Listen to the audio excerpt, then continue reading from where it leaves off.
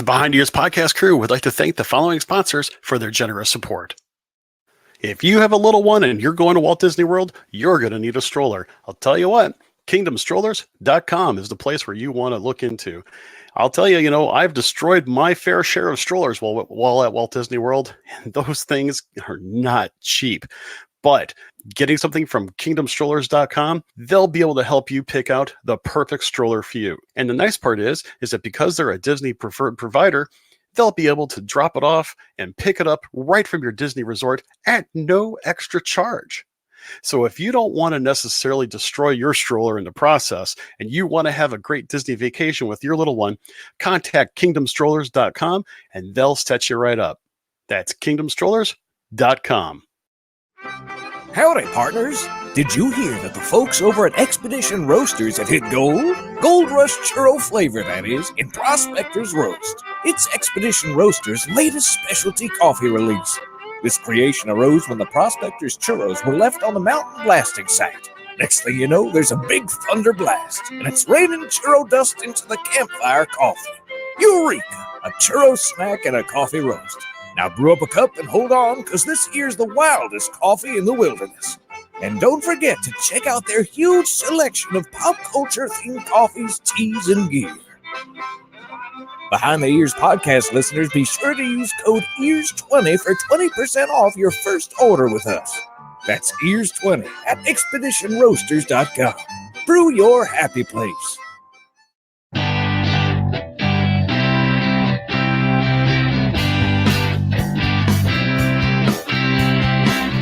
Coming to you live from our studios on the East Coast and in the Midwest, it's the Behind Ears podcast, because everybody does Disney differently.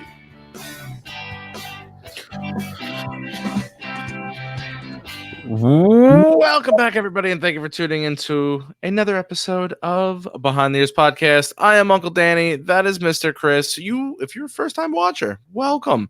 If you are a long-time watcher, pleasure to have you back. You catch us live every Tuesday and Thursday at 9:45 p.m. Eastern Time, right here on Facebook and or YouTube. And if you missed the show and you don't want to watch the replay, maybe because you're driving or at work, simply head over to wherever podcasts are caught, and you can find the Behind the Ears podcast right there. With that being said, I will tip it off with Chris's favorite slogan of the week. Happy Friday Eve, sir. How are you? I can't wait for this week to be over. Long week. Oh my gosh. I know people hear us whine about our weeks and so on and so forth. And chances are, if they're smart and they're listening to us via podcast, they're just skipping over this little section because we tend to use it to vent about how difficult our weeks have been. But that's okay. Just goes to show that we are real people doing real things to give you a real awesome podcast. So yeah, I can't wait for this weekend. It's gonna be a busy one, but one that I'm really looking forward to. So definitely pretty decent. How's everything with you? You and I have got something really cool to talk about before. Just want to see how everything's going with you, my friend. Good. Me and Chris actually today had one of those moments where we were on the same page. I had gotten busy, but in the beginning of my day, I was like, ooh, I've got a great show topic. I will message him later in the day, like we normally do on show days, and talk about topics. And my day had just gotten away from me, and I'm doing my thing. And all of a sudden, I see a message from Chris, and I read it, and I start laughing because it was 90% of what I wanted to talk about tonight. I used a couple foul words that I can't say on air, but I was like, get out of my head. I was like, this is ridiculous. I was like, I was literally going to ask you to do this show tonight. So this was my idea, and then Chris, you could send your idea, and then we could figure out like the happy medium in it. Sure.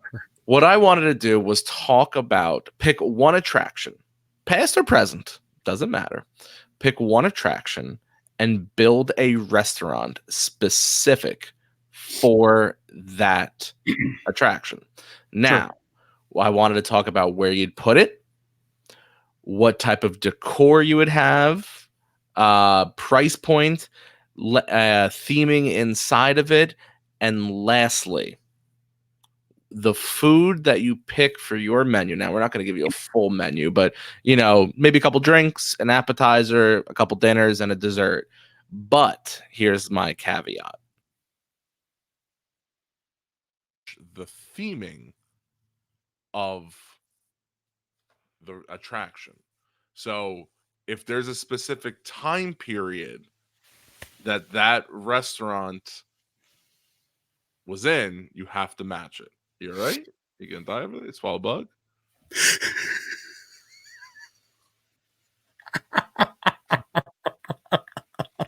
I hate to. I think this is the comment that makes it perfect. The thing is, you now sound like Barry White. Oh no! Well, go ahead and continue because you're not that bad, but is that better? Oh, you sound really deep and mellow, man. Kind of like when Ollie Weathers does the weather forecast on The Simpsons, but he's. Hold on, I'll be right back. Ladies and gentlemen, we keep on telling you, we're live, we're unscripted, we're unedited. It's just sometimes fun. I mean, we haven't had this problem in a long time, but when it happens, it's hilarious as all get out. All of a sudden, Danny starts talking like Barry White. So is that better? It is a little bit better. All right. Well, we're just gonna roll with it. Yeah. So anyway, so yeah, I think you know what, I will be more than happy to go with that. I think we got to talk about that for let's say the first half of our conversation today, and then I would probably say for part of it, maybe the second half, maybe we talk about how we would plus some of the theming at some of our favorite themed restaurants now, because if you think about it, Disney does have a lot of really cool themed eateries that are indeed based off of either an attraction or a movie or some other sort of intellectual property. I mean, let's face it, you have Be Our Guest, which is, let's face it, one of the more deeply themed locations for sure, with a menu that I guess you could say really kind of mimics that. You have other places like Coral Reef, which I know is not one of your favorites, but if you think about it, it's right there in front of the big aquarium. It kind of goes along with the Seas Pavilion. You have Sunshine Seasons even, which is like all really fresh, good, healthy-ish type of stuff. Where you have and also the Garden Grill, which all revolves around healthy food choices and some of the fresher stuff that you would possibly get from the food that they have right there at Living with the Land. So we'll kind of touch base on that a little bit, but let's go with the idea of, let's break down a particular restaurant of our own Imagineering. I'd like to know where you're going first. I'm afraid you're going to steal my attraction. No, go ahead. My attraction is going to be Tower of Terror. Okay, I was not going to pick Tower of Terror. Okay, cool, perfect. What is yours going to be? I'm kind of actually toying around with it, to be honest with you, because I wanted to do something that was going to be upbeat and fast paced, and I didn't know whether or not I wanted to do it like either like a rock and roller coaster themed or a test track themed. Okay. Something along those lines. And I will admit, if I do it test track themed, I'm still kind of playing in my mind, because it's like I keep on thinking back to, there's actually a cafe at the National Corvette Museum in Bowling Green, Kentucky, and it is absolutely awesome but it's all Corvette themed type of thing. Yeah. I don't want to get into the 50s, 60s sock hop, but why don't we go ahead, and you obviously have been thinking about this a little bit longer than I. We'll let you start, and we'll work it out. All right. So actually, there's a fantastic location for it. I'll start there. When you walk out, I would turn like where they call it a gift shop. Not a big fan of their gift shop. When you exit right there, there's that donut cart right in front of you with the coffees and everything. But to Mhm. your left, there is a smoking section and a cast member entrance right over there. But there's a lot of, trees and shrubs all right there. Sure, sure. If you eat into almost all that whole section of cast entry, you have to reroute the cast entrance, but that cast entrance, the smoking section, some of the what's it called? Some of the foliage right there. Mhm, mhm. And one thing I'll say is I do not want this restaurant soundproof. I want you to hear the people scream while they're on the ride. That is my point of putting it basically attached to the vehicle. Um, I will start with the outside structure, and it's going to look like, hmm, yeah, was a smoking section. Yeah. Uh, so I want it to be the same facade, but I want it to look like it's just maybe the Tower Terror Hotel itself was maybe like the big grand hotel, and this was just like the little smaller hotel they started with. Oh, Same facade, though, same colors and everything, but I want it to be a little more run down. Um, Same facade and everything, but it's going to be dimly lit. So I apologize to the people that don't like dimly lit restaurants. I will raise my hand. I am one of those people, but it's worth it. It will be dimly lit, almost like the T-Rex restaurant over at Disney Springs. okay, I can see that. And to be honest with you, I, I actually think it actually fits well with the theme, but also fits well with the time frame. A lot of times, a lot of formal restaurants in the early to mid 30s, which, if you think about it, is the time frame in which Tower of Terror sits.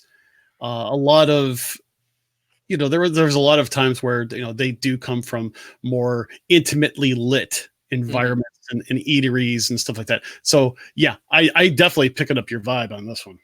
Okay, so this is where my idea kind of gets a little crazy.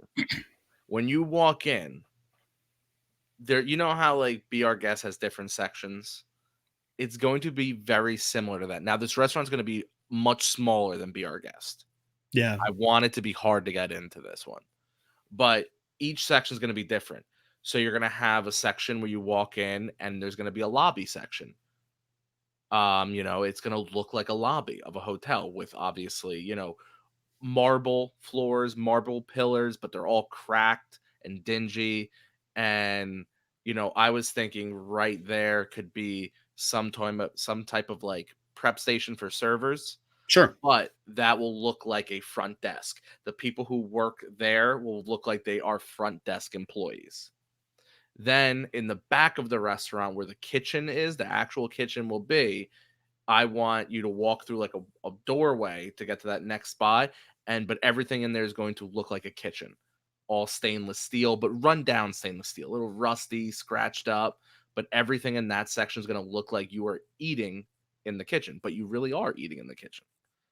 Then I want to have one section that is going to be private dining. And I'm talking like the Victoria and Albert's private dining. Maybe only one or two tables. You can maybe do three smaller rooms, but I want it to look like you're actually in a hotel room. Have a Almost like you're doing like in room dining almost. like your table's gonna look like the bed. Huh. It's not gonna actually be a bed because you can't have that soft surface, but you're gonna have someone um who designs the table to look like a bed, maybe painted on there. Very well done. Obviously dimly lit, so you can't go too crazy with it. And then I want a little outside section that is going to be what's it called? Like a little terrace area, like they would have had back in the day. We Oh, can close it yeah. in with glass, or like an atrium almost, have some plants and everything. Now, here is the caveat before I pass it and hear what you want to say. In the middle of this, so all the rooms will be connected, but there's going to be glass around this one section, and everybody can see into it. And rotating is going to be a big band style, like the Rat Pack style. All on animatronics because we're not going to pay people to stay in a glass case all day because that'd be torture. But it's going to be each room You'll be in, all of a sudden one of the walls will have curtains or something, and it will open, and you will get, a few minutes, maybe a full song, 2 songs of entertainment. And it will just rotate all the way around, does all the songs, and keeps rotating with different songs. That's where I'm going to leave it for that. I like it. I like the idea already. I can't wait to hear what other theming and menu items and drink items, especially. I think that would actually be quite fun. Okay, so as I said, I was toying around with the idea a little bit about what things would look like with mine, and I didn't know whether or not I was going to have it like a test track themed or rock and roller coaster themed. And to be very honest, I am going to go more with the idea of the rock and roller coaster theme. Now, here's how I'm going to break it down, because I do realize that if I'm not careful with this, it could sound almost like I am overlapping with 50s primetime. And that's not what I want to do. I don't want to do the mom's kitchen motif, but hear me out on how I would like to do this. Huh? Partially of what like the queue looks like through Rock and Roller Coaster. If you go through the actual full queue. Which part of it, though? No, I'm going to explain, because like if you go through like for the not the fast pass queue, not the single rider queue, but the actual longer queue, you go through different sections where it actually shows you different like recording equipment and so on and so forth like that. And, it's really kind of interesting when you see that, especially a person such as myself that has a musical background and loves all sorts of types of music and so on and so forth.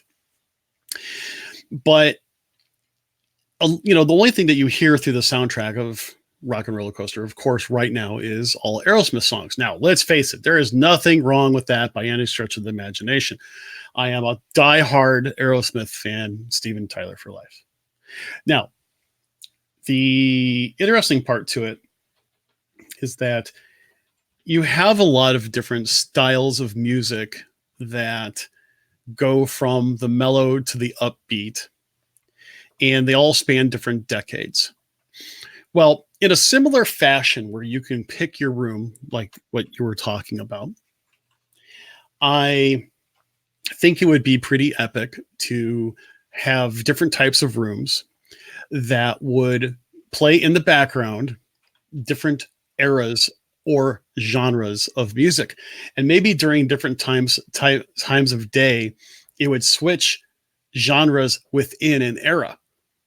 And because, I mean, let's face it, if you go through 30s, and if you go like start with the 20s to the 30s, you're going to hear that big band sound type of thing, or a little bit on the beginning of jazz and stuff like that.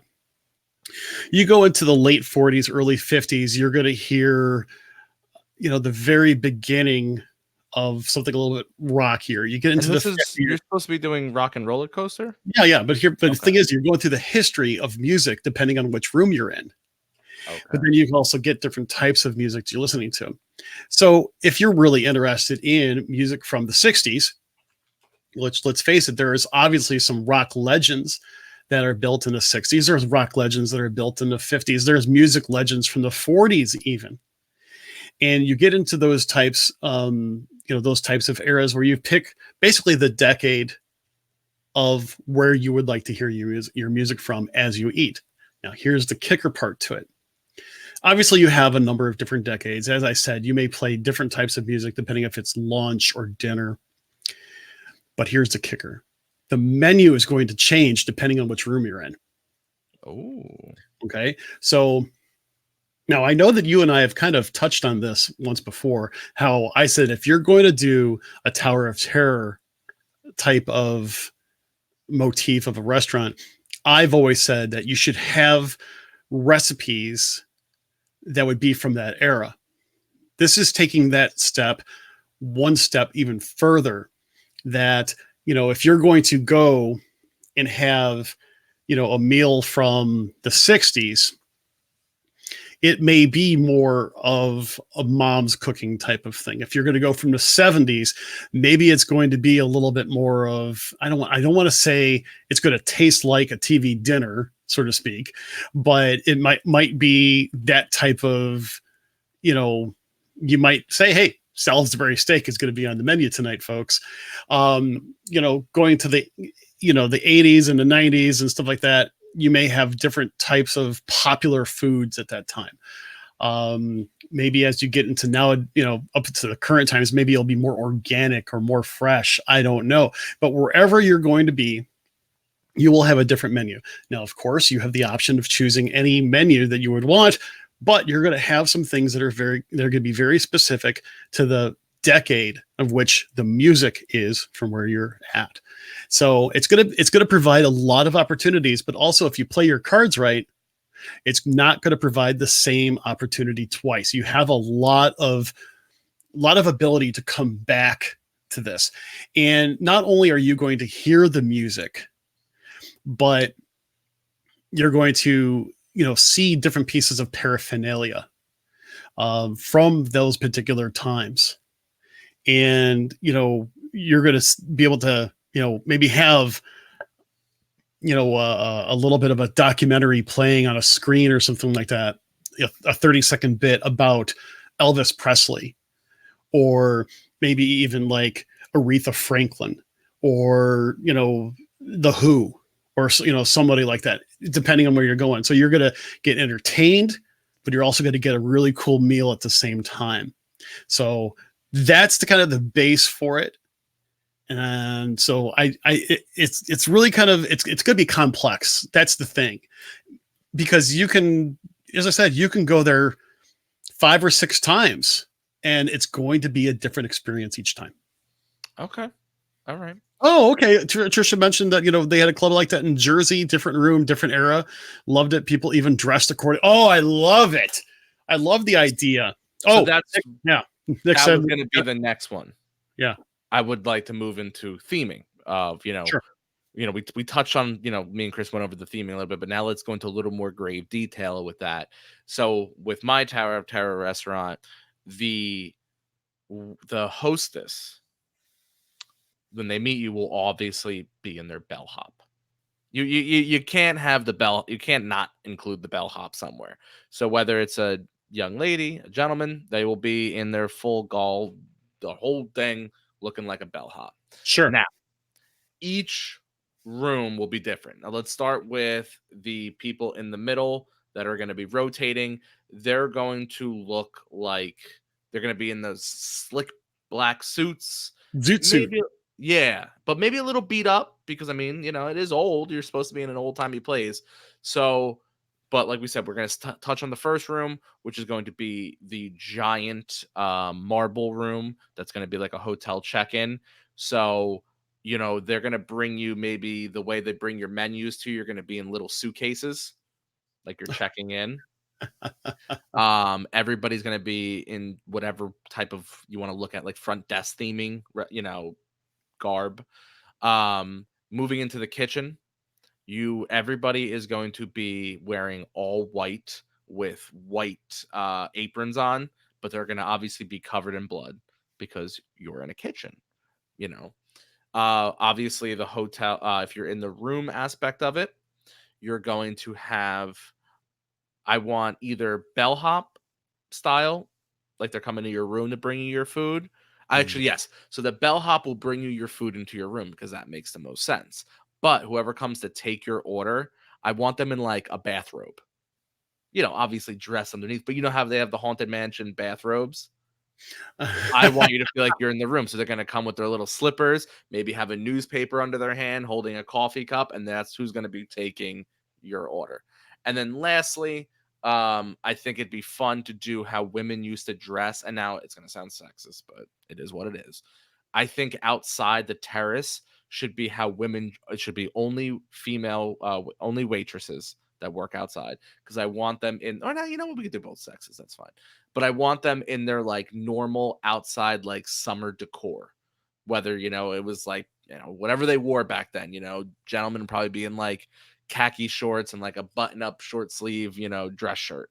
Women might have like a sundress on. I want that to be the airier spot, somewhere where kids would want to go, and if you want a little more light, something along the lines of that. Going through each one, like I said, going back to the hotel room style, I'd want all the tables to look like they were a bed and, have little comfy chairs around. The outside terrace, I would want all metal style chairs and tables. Over in the kitchen area, obviously stainless steel everything. You know, I'm gonna make a joke, almost like prison. Like I want that like just rough, tough, material in there. And then the lobby. The lobby, I think, will be my favorite place I would like to dine. They'll have a couple small tables, very well dressed tables, white linen everywhere. But surrounding the entire room, I want booths. Now, with those booths, I'm talking pin tacked red leather, high back. Same thing with the table. I want big, like old school looking, lawyer's office chairs, pin tack leather, big arms, big legs. You just kind of sink into them. And that will be my decor and my wait staff's attire. Wow. Dude. I had a little time today. Wow. I'm really super impressed by your thought process on that. Okay. So I would like, mine's good. As I said, my restaurant is going to be much more complex. And I think for starters, I think it's going to end up having more than one check-in table, more than one kiosk that you go up to. Why? Because you got to go up and talk to the right person for the right era that which you will reserve your table. Now, you could also go to any one of them and say, I'd like to get a table first available or whatever. Not a problem. But I'd like to think that as a part of the ADR process, you're able to actually select which which era of music that you would like to be a part of. So you may have 4 or 5, and they would be neutrally dressed for a particular era. So as you walk down, I'm going to go with, let's say, the 60s, 70s era, for example. You're going to be met with a person that is going to probably, if it's in the 60s, maybe it's a little bit more, I don't want to say hippie-ish because I don't know if that's like non-politically correct, but maybe you're going to dress with someone that's a little bit more casual type of thing. And you're going to go into an area where the music is playing and it's going to be a little bit on the elevated side. It's going to probably be a little bit darker. I'm not going to say there's going to be smoke, but I would like to have it just a little bit hazy so that you can see the lights, but it almost looks like you're kind of, in a relaxed zone. As you sit down, and I think most of the places are going to be booths where it kind of like very high, almost like walled booths. So you're not necessarily going to get a big distraction, but the booths are there in order for you to provide, a good acoustic type of experience as you listen to the music that you're, there to listen to as you eat. Obviously, you'll still have tables, but each area is going to be different themed and so on and so forth. As you get into like the 80s, let's say that you get into the 80s genre, late 70s, early 80s, it's going to get more upbeat. You're going to see more neon. You're going to see your server team being dressed more in day glow colors type of thing. Maybe in the same point, maybe the female cast members would have day glow eyeshadow on. So it kind of looks like they're glowing in the dark a little bit or something like that.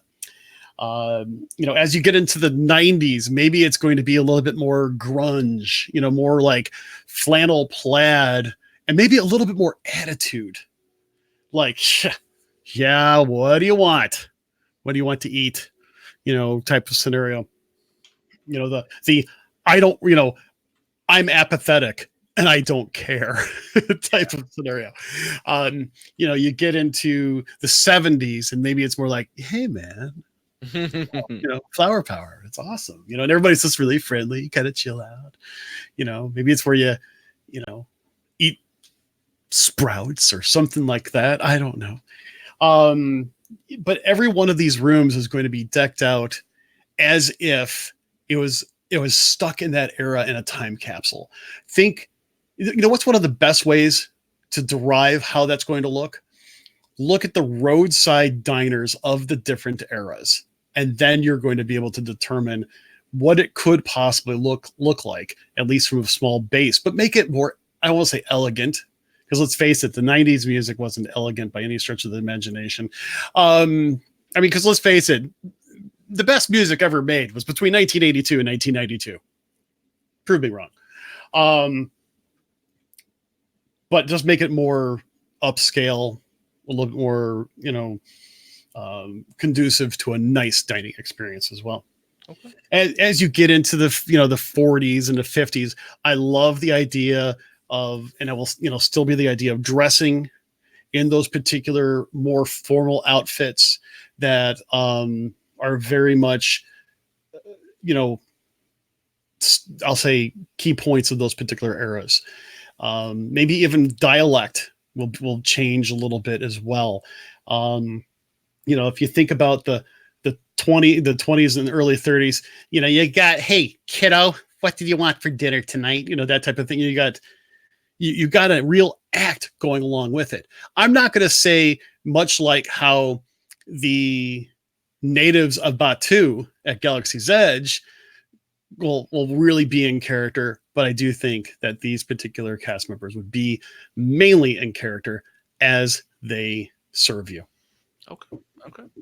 So obviously I put a little more time into this show, and which is not normal. Usually Chris is very well prepared, but I actually have a list of what I've cultivated for drinks. Oh my gosh, dude, you're wasting me.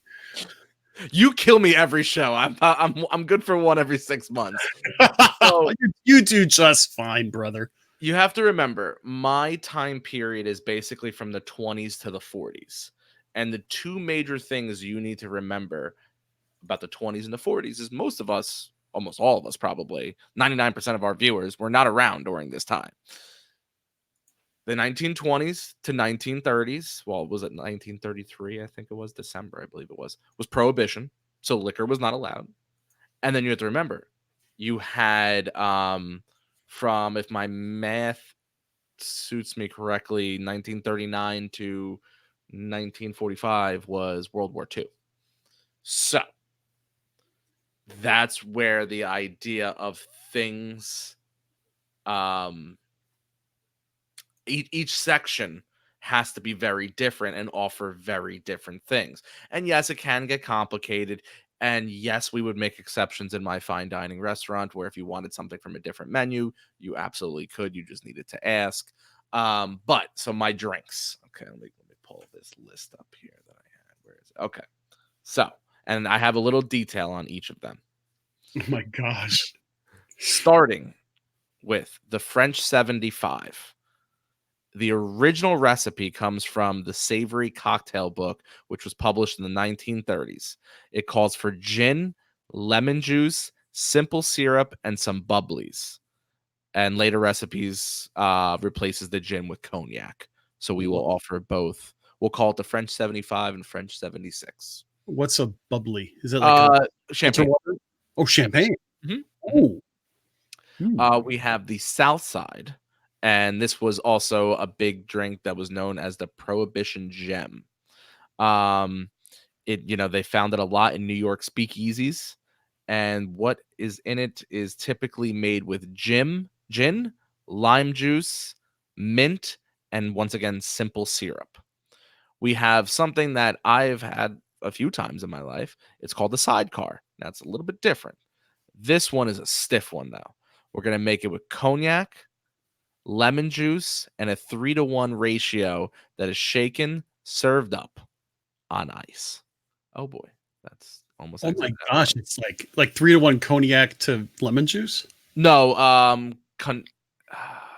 I can't pronounce this word. Cointreau, Cointreau. Fine, you did just fine. I couldn't pronounce it, so that one would be the 2. 3 parts cognac, though. That's why it's a stiff one. We've got the Dubnit cocktail. And this is essentially fortified red wine made with some herbs. This What was big in Brooklyn. what's fortified red wine? Um, it's kind of dulled down red wine. Okay. It's a little. It would probably come out a little more watery than your typical thicker red wine would come out. Okay. This one I thought was hilarious. It's called the Mary Pickford. She was from Britain, and also recommends this little concoction of white rum, fresh pineapple juice, maraschino liquor, grenadine. I thought, and this was a big thing for bartenders during Prohibition from Havana. I think this one you like. I think you'll just like the name. It's called the Tuxedo Number 2. It was created in the late 1800s, and then it resurfaced during the 1920s. Gin vermouth. Sound familiar? It's Mhm. cousin of the martini and has a dash of Yeah. liqueur, bitters, and a dose of absinthe. So now, Abs- I understand it's a little hard to get absinthe nowadays because it's pretty much illegal. But hey, it's a prohibition. Everything should be illegal. Ward 8 is going to be rye whiskey, which could have been harsh, but it is what it is. But it gets masked down with some lemon juice, orange juice, and grenadine. We have something that I have used this terminology many a times. My number 8 drink is going to be the bee's knees. It's a spoonful of honey plus lemon and orange juice, and it would have taken the edge off of a bathtub gin in a 1920s cocktail. We have the Bacardi cocktail, which is simply going to be Bacardi and orange juice and pineapple juice. And then lastly, something that I'm sure most of us have heard one time or another, it's called a highball. Simple brown spirit and ginger ale highball was a common order during this era. And that's really all it was, And then from there, you can have, a little more specialty beers and things along that nature. But yeah, those would be my specialty drinks.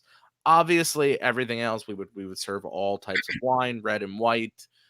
We would do any type of just straight, those are specialty drinks. We could still do straight gin and tonic, vodka tonic, screwdrivers. I mean, we have bubbly in the house, so we could do a little mimosa if you want to come for lunch. But the thing is about all your cocktail options. You know what I see that good for? Not to help you with your particular venue. I see that being late night on the terrace with some 1930s big band. There's more to come later.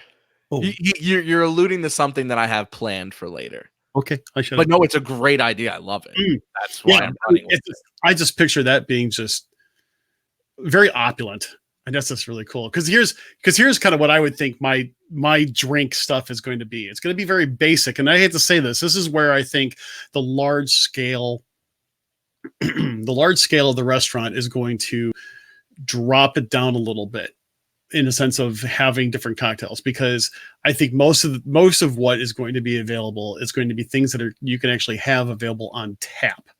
Let me elaborate, because I think this actually gets kind of funny. Let me start with like the 90s. Okay. Between the 90s and, 90s was one of those things where you had a lot of weird stuff to drink in bottles. Well, obviously bottles are expensive to have, but I think they should bring back Zima. Okay. So you have something that, maybe it's not necessarily Zima, but maybe you work it out where you have some sort of a clear malt beverage that you can mix. You could actually mix stuff in with Zima. People didn't really know that. There was a place I used to go. I had a bartender that actually did that for me, and it was pretty good. Like, you take a yummy Zima is a bottle of Zima where you take a swig out, you give it back to the bartender, then he puts a shot of Schomburg in it, or Schomburg, excuse me. I always put the which is a raspberry liqueur, really thick, really sweet, and it's really, really good. You know, for like the 2000s and stuff like that, you would get into the craft beers, the stuff that is very Oh, can I throw a suggestion in there? you may. Okay, so for if the 2000s, something because I grew up in the 2000s and I Mhm. started drinking in the latter part of the later stages of 2000s, obviously, but something that is now banned, but if you could find a way to do it, there was three drinks that everybody I knew when they first would go to bars always were doing. You had Jaeger bombs, Oh gosh, yeah. you had Red Bull and vodka, and this is the one that's banned. Four Locos. What's a Four You never Locos? seen a Four Loco? They came in smaller than a 40, but almost like an Arizona iced tea can. Okay. And all it was half liquor, half energy drink. They were Oh banned because they were literally people were having heart attacks because it was too because you gotta think people started drinking 5, 6, 7 of them and their heartbeat was just pounding. yeah, it's like they were buzzing and having a heart attack at the same time, so they Yeah. didn't care. No, I know what you're talking about now, and yeah, I've done the Jaeger bomb thing before. Um, that's why I didn't stop drinking in the 2000s, to be honest. I just really couldn't do it. Um, but you know, you go back, okay, like in the 70s. Oh, let's face it, 70s. You got to bring back the cans of Schlitz and Old Milwaukee. Okay, it's as simple as that. Oh, and you got to make sure that they're cans and they have the push button open on the cans. I bet you don't even remember those days, do you? Nope. Where they had like two little buttons type of thing, and instead of a pull tab, it was before they had the little tab Yeah. that you pull that still has. It was these little buttons that you pressed to actually open it, and you had to open up both of them, otherwise it would spill all over you as you try to drink out of it. Because one had to let air in, the other, is what you drank out of. I would not recommend the pull tab that would still, you could still hold on to it type of thing. Um, in the 60s, you would have, I think you would have more of the wine, but basic beers. In the 50s, you would probably go more into the more fancier cocktails. And it, like you kind of like going off of what like you said, you would have some of the clear liquor as well as dark liquor type of mixers and so on and so forth, because that is what people tend to drink more, at least from what I understand. But just make it so there's a few drinks from each era that you can enjoy, but you would also still have a full bar where if you wanted a gin and tonic or a Jack and Diet or something like that, you can still enjoy. Let's see. Oh, like Tina basically says, or they have the old key pull tabs where you would cut your finger every time. Or Tina, I'll do you one better. During the 70s, early 80s, I went to a public pool on vacation one time, and someone had one of those pull tabs, and I guess tossed it into the pool, and I stepped on it. Ooh. Yeah, bad move, bad move. I remember, so yeah, it was one of those things. I love it. 60s Manhattans and whiskey sours. Michelle mentions a gin Ricky. These are all things where, quite honestly, if I was a drinker, I'd try, but I'm not a big gin person. I'm more of a, I'm turning into like my once a year drink at Epcot is give me a good scotch, but again, it's just one of those things. But yeah, but keep it real. But here's something I also want to keep in mind. We talk about a drink type of thing for adults. I also want to make sure the menu is expanded for kids. Okay. And not just have like the milkshake or smoothie with a glow in the dark type of character from that time or something like that. I don't really think that would be cool. I'm thinking like, you bring back the good old fashioned kiddie cocktail, the 7-Up or Sprite with grenadine. You bring back, what's it called? was it an egg cream, Okay. type of thing, like for that particular era. You bring back, real honest to gosh sodas, like where you have the milk, the ice cream and seltzer water where it kind of foam up type of thing, or real honest to goodness root beer floats. Oh, Kevin, you know what? I was just going to say this. Kevin mentioned it. Milk and Pepsi, or if I'm not mistaken, was it Coke and peanuts? Don't ask. It seems to be a big thing. Oh, yes, Kool-Aid for the children. Tang. Oh my gosh. Yeah, the Shirley Temple, the 7 and 7. Well, not for the kids. Also Schlitz, not for the kids either. Yeah. Yeah, everybody's calling out the Shirley Temples. Yep, absolutely. Yeah, I've seen milk and Pepsi. I've never actually tried a milk and Pepsi. I could only imagine that if it's cold milk and cold diet or cold Pepsi, I bet it tastes like a watered down, um, you know, Milk and carbonated soda, though? well, you do the same thing if you do like a float, a Coke float or something like that, a Pepsi float. Oh, you know what? Here's the thing. What about an allergy menu? Gabriella mentions that. Here's I think this should be a standard in any restaurant in regards to making sure that there are accommodations for those that have allergies, whether it be something simple like a color or an artificial flavor allergy, especially around the kids, to those that need something like that's gluten free, or to have like no sugar added options or so on and so forth. We're going to get into some menu items here in a second. I'm sure Danny's going to blow me out of the water of that one for sure.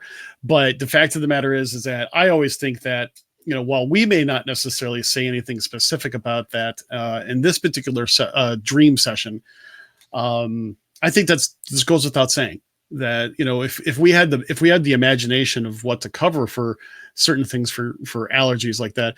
I mean, let's put it this way. Quite honestly, get yourself a good burger from the 60s, like a 60s, 50s, 60s burger joint type of thing. Hey, you can't deal with the gluten. Hey, you know what? Wrap it up in lettuce. You do stuff like that. And I think that's not just a fad that happens today. It's going to be something that should have been done, back in the day, so to speak. So I definitely will say that you always have to, take care of whatever allergy. I mean, we're going to get into some of our dishes here. But we'll kind of touch base on that. All right.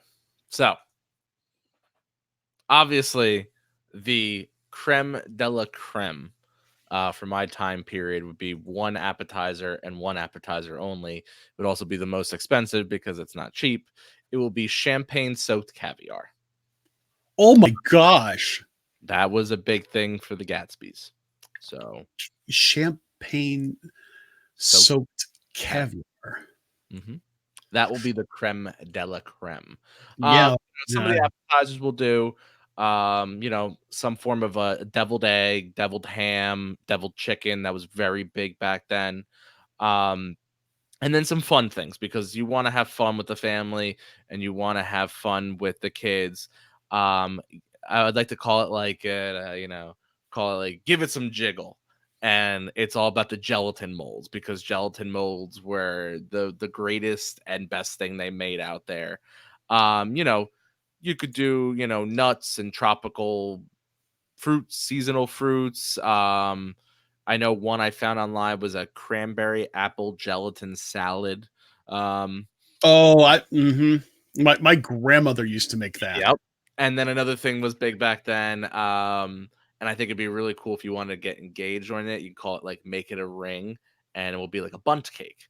Who doesn't love bundt cakes? And between when I think of two dessert items, I think of gelatin mold and bundt cakes from that time period. Or a gelatin mold that was made from a bundt cake mold. Yep. Mm-hmm.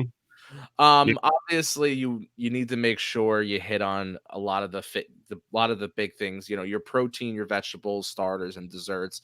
So like proteins, you would have your traditional beef, like a beef Wellington, lamb, either roasted leg or a rack of lamb. Quail I would prefer that to be roasted. Obviously, you can always go the seafood route and do a nice salmon, maybe deep poached with hollandaise sauce on it. Maybe I know hollandaise sauce was a big thing back then. Um, or cod. Cod's always good. I wouldn't do fish and chips, but some type of maybe cod roasted would be nice.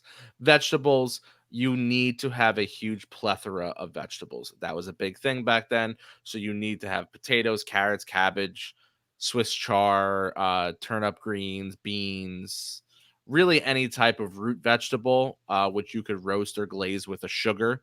You can have a million dishes with that.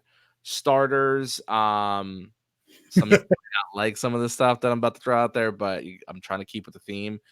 Chicken liver was a huge thing.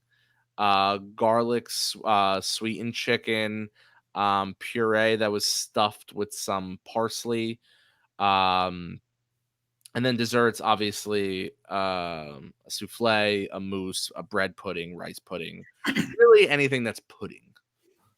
I like that. I mean, the fact of the matter is, if you want authenticness for an era, you're calling it out. And that is kind of what, like, I know I was alluding it to before. I know obviously you would have to, like, you know, because I realize it's different. It's meant to be different. I mean, I'm kind of laughing a little bit at Randy's comment here. I'm assuming this is meant with a little bit of humor, but, you know, the podcast just went off to Disney Reservation. It's meant to be different as an idea. Because if, you know, here's one of the things. If a lot of times people say, hey, I go to Disney and I get the same thing no matter where I can go. You know, I can get the same thing no matter what restaurant I go to. And this is one of those cases where I believe it's meant to go off the reservation. It's meant to be totally different. It's meant to be a dining experience, and you're being transported back to an era. And while I think that there would have to be some, well, on both of our menus would probably end up having to be tweaked a little bit to making sure that, you know, the different sides, especially the veggies and things like that, are things that would be received well by guests. I think it makes sense. Oh, the beef Wellington. Gosh, dude. Yeah. I mean, between that lamb, you know, you got to do T-bone steaks, porterhouse steak, you know, full array of, you know, steak cuts. Yeah. And then even on the seafood, I know like Rocky Mountain oysters need to be up there. Rocky Mountain oysters are good though. Dude, Rockefeller oysters, you need clams on a half shell. You need obviously shrimp cocktail. Shrimp was a huge thing back then. And then you have your plain caviar. You could even do maybe escargot. You know, you want that fun, you know, because you want a little bit of everything. You want like some of the dumbed down stuff. But you also want some of the more extravagant things, you know. If I'm sitting in the, let's call it the front lobby spot where it's, you know, very heavily decor, you'd want that, you know, you sit in that big comfy chair, you have a, you know, your rocks glass filled with a little vodka tonic with a splash of lime. I want that T-bone steak, something that they need to take the bone away from you at the end because it becomes a weapon. You know, I want that thing to like be like the size of my head. I think that's funny. I really think that's pretty funny. And you know, the thing is like, I hate to say this, but some of the comments, you know, some of the comments are not really going in favor with some of your menu options, but I agree with, you know, with some of those different things. You know, Heroes in a Half Shell from Teenage Mutant Ninja Turtle. My restaurant is not for everybody. I'm very much well aware of my restaurant is not for everybody. No, and I would think I would think that just like there are other places at Disney that I don't think you and I would care to dine at times. You know, this, that, and the other. There are things that have different tastes. But that's okay. Because I think again, I think this breaks the mold. The idea breaks the mold. The Jello mold. That breaks the Jello or the bundt cake mold. Mm-hmm. You know, it's one of those things. I totally get it. So here's some of the things that I would do. And I'm going to start with this. I'm going to start basically saying this is going to sound weird, okay? Break out the Betty Crocker's cookbook. Okay. For the different time frames, because they've updated it. My grandmother, like every 5 years, would buy the big red and white checkered plaid Betty Crocker cookbook, just so she could have the different recipes. And you kind of you find those back from those different eras, and you pick out some really awesome dishes. But here's the thing. Really honestly make them from scratch. Okay. If you find those types of things, yes, I know that sometimes when you make homemade recipes in a big industrial restaurant setting, it loses something. But try to make things in smaller batches so that you can really get the authentic flavor. If you want to, like in the 60s and 70s, you have those fresh veggies, not the Brussels sprouts, what are the bean sprouts, you have those types of things. In the 80s, if you're going to serve a burger for the 80s, let's face it, I think everybody in the 80s just ate burgers and fries, to be honest with you. Really make it top notch, Kobe beef burgers or something like that. If you really want to go over the top, for the 2000s, really throw really honest to goodness quality steak, almost to the point where it's steakhouse quality, but slightly different motif. If you're going to do this, 50s, 60s, make it more so that it's almost like a backyard barbecue type of offering, something that would taste like it was cooked over, charcoal. It's kind of funny. I think of that, and I think of going to like the Weber Grill restaurant. Okay. Have you ever been to the Weber Grill restaurant by chance? No, but I only own Weber Grill That's right. You got yourself a really nice Weber Grill recently, and I've got a nice Weber Grill. I love it. And the nice part is, you go to the Weber Grill restaurant, they have these hybrid charcoal / gas grills. That's where they cook everything on. You want fruit? It's cooked on the grill. And you do something like that, it gets that flavor, things like that. You get back into the 40s, maybe they have I'll say normal food, but maybe they cook a little bit more like a theme on Spam, because don't forget, back in the 40s, World War II time, late 30s, early 40s, a lot of things were rationed, especially meats and, fresh meats and stuff like that. Mm-hmm. So, kind of go through those types of things. But here's what I want to do. I want the kids' meals to be really good. And yeah, you can have your chicken tenders and pizza and things like that, but I want them to be good.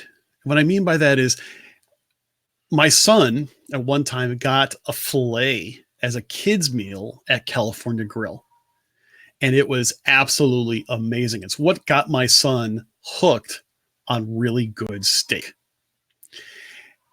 Take that idea and kind of make it so that these different genres can take that food and really make it a good, tasty meal for kids, and not just something that they can get anywhere. 1 or 2 dishes that are going to be the specialty of the genre, specialty of the era, so that the kids could really have a little bit of a taste of maybe what mom and dad ate as a kid. Yeah, it would be one of those things where maybe, I remember things like 7-layer salad, maybe not necessarily to that extent for a kid, but I remember as a kid, 7-layer salad. You try to picture those types of things for the kids to try for those different eras, but always have a little bit of a standby for the favorites. For desserts, I think that they are very basic in the early years, but get to the lavish and opulent as you get from the 80s to the 90s to the 2000s, to the point where you've got one of those ridiculously large milkshakes that have a piece of cake and a donut, all that sitting on top. And I love this. Oh, yeah, I'll say. Michelle says, in the era of Danny's restaurant, they were bringing in exotic taste for sure. For Chris's, you can do a great combination of foods from the eras with new tastes from time to time. Also, no one is too old for pigs in a blanket. Oh, I love that idea. And Tina also mentions here there's food anthropology cookbooks out there that would give you those recipes from way back. I love that idea. I did not necessarily know. I should know that it was called food anthropology. I mean, I've watched too many episodes of Good Eats to begin with. So I like that. But I do think that you oh my gosh, I love this in a way. Great Depression restaurant. You can serve ground rat burger, roasted pigeon. Hey, they had to eat what they had to eat. Yeah, I mean, I'll tell you right now, I know there's probably a lot of kids that would probably cringe at the idea of what they did, but if you really look at some of the history, I remember my grandmother telling me stories about, when she was a little girl going through the Depression and what they had to do. Now, obviously it's hard to sell yourself on a restaurant that's through the Great Depression, but I think there's still some things to be learned from there because, once you get into the roaring 20s, there's a lot of weird things that you can do and a lot of fun. So I really like this. And yeah, I like what Michelle says. Lobster used to be considered food for the poor. Now we pay big dollars for it. Yeah, I've heard that too. All right. So the end of my restaurant as we wrap up here. Yeah. So at the end of the night, we'll put a disclaimer out there that reservations after 9 p.m. are 18 plus to get in the door. I really want to call it 21. We'll call it 21. 21 and over. And I'm going to take a page out of... why am I drawing a blank? The Edison. Sure. And it's going to become but mine's, instead of a speakeasy, I want there to be a back room. Now, the restaurant could stay open. I'm talking about an additional room in the back, around the back. And once again, it's like the hideaway. You don't know it's there. There's not going to be a lot of signage for it. You got to do your research. It's almost like a safe house of sorts. Yes, it's going to be like, there's going to be a lot of trees. It's going to look overgrown. Maybe like, it's going to look like the back part, maybe like where the staff would go in. And when you walk in, it's going to be a big dance floor with a real live band every night.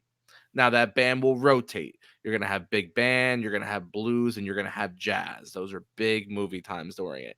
And it's going to be like a prohibition style. It's going to be like a prohibition style distillery.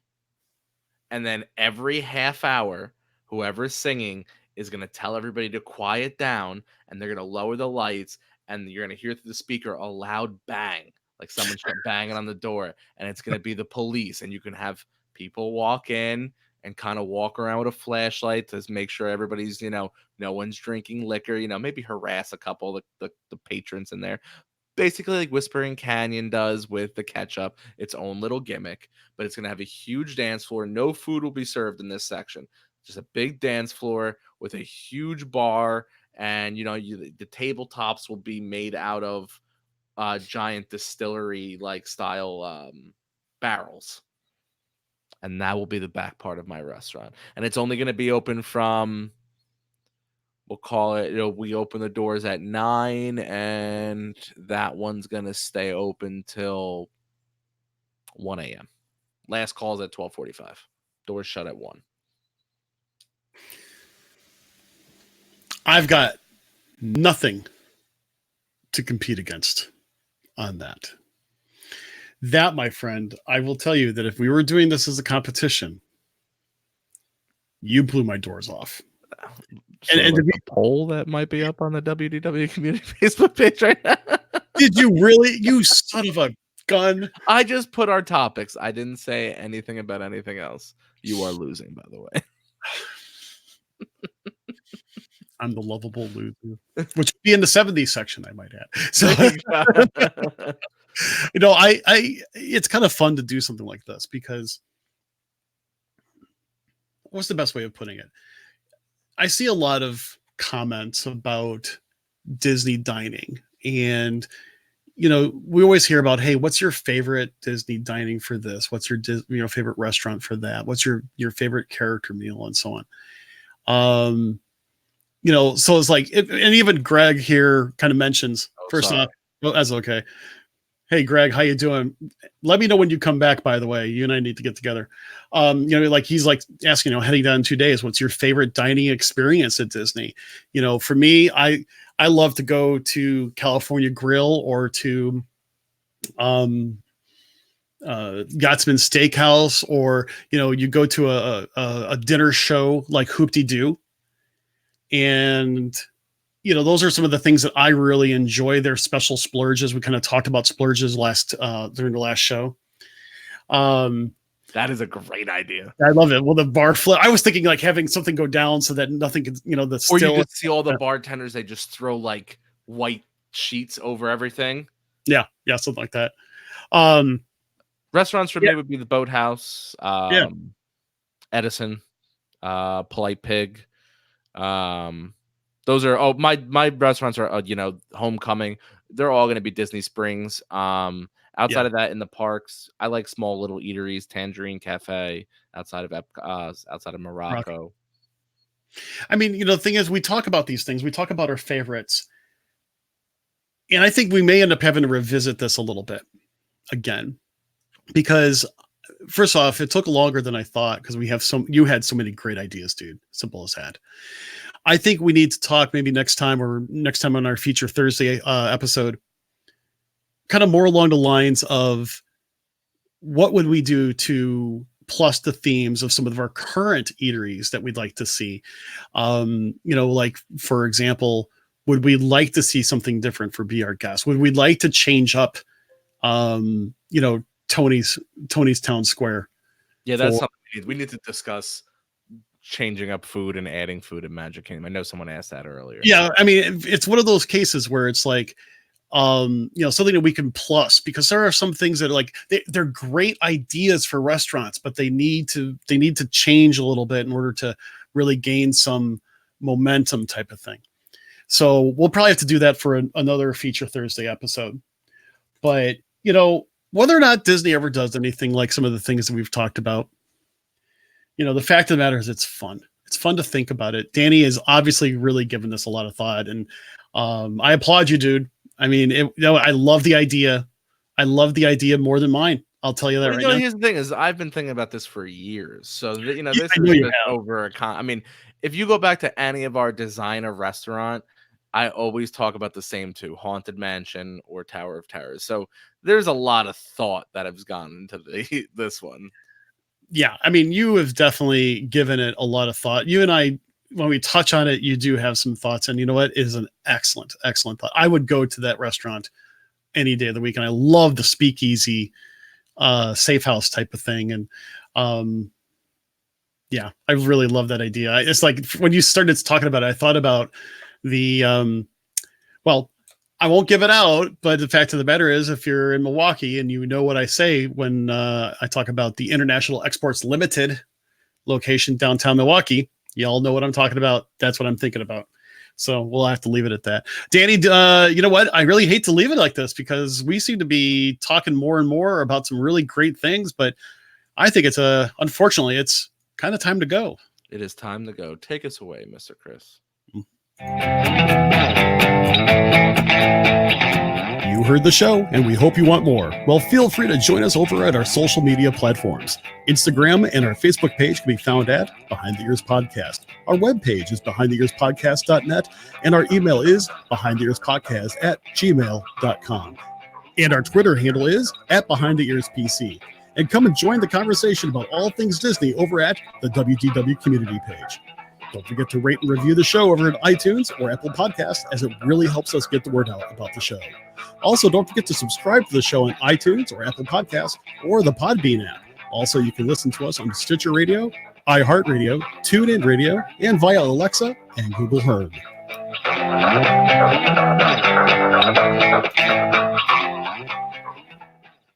Once again, thank you all for tuning in to another episode of Behind the Ears podcast. I am Uncle Danny. That was Mr. Chris. We go live every Tuesday and Thursday at 9:45 p.m. Eastern Standard Time on Facebook and or YouTube. You can catch all of our shows anywhere that a podcast is caught on the interwebs. Trisha would kill me if I didn't mention it. Please join the WDW community Facebook page. And any questions, comments, or concerns, you can easily find us anywhere on the interweb. You can email us behind the ears podcast at gmail.com. You can find us on Facebook, Instagram. The only one I would say is don't try to contact us on Twitter. We're not very active on Twitter. We do have a Twitter. We just don't tweet. A lot of our pictures show up on Twitter, though. That is true. And our shows show up on Twitter. So there's that. Yeah, with that being said, I hope you guys enjoyed the show. We look forward to doing more of these. These are always some of my favorite shows to do. So I hope you all have a safe and wonderful weekend. Don't forget to tip your waitress, say hi to the bartender, and tip your bellhop. They're going to lug your luggage around. Be courteous. With that being said, I am Uncle Danny. Toodaloo. And I'm Mr. Chris. Thanks, everybody, for joining us for another episode. We love you guys, and we really love the interaction that was going on tonight. Got to tell you, every once in a while we have a free-for-all show like this. And you know what? Think of something these days that just takes a little bit of imagination, run with it, just like what Danny did. That was pretty epic. And I really am. I would be excited to go to a restaurant that he designed. That would be just so cool. In any case, thank you again for joining us. And until we meet again, until next time, we hope you have an absolutely magical day. Take care. Bye.